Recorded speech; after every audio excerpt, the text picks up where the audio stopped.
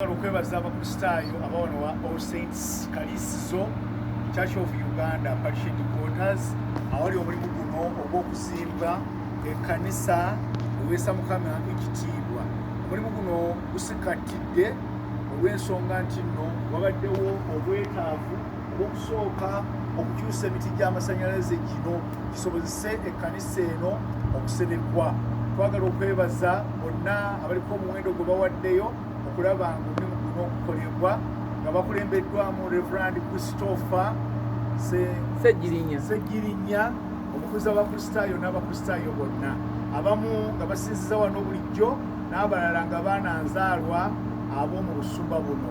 Njagala mu ngeri enjawulo neebaza ennyo Dr. Livingstone Ddungu nga namutuukako n'aba omu ku basaali okutuwa ensimbi ezisukka mu kakadde okulaba nga omulimu guno gukolebwa.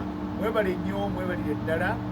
Mu bimpipi kaali kakadde naye nga ataddeko esobola okuzijjayo.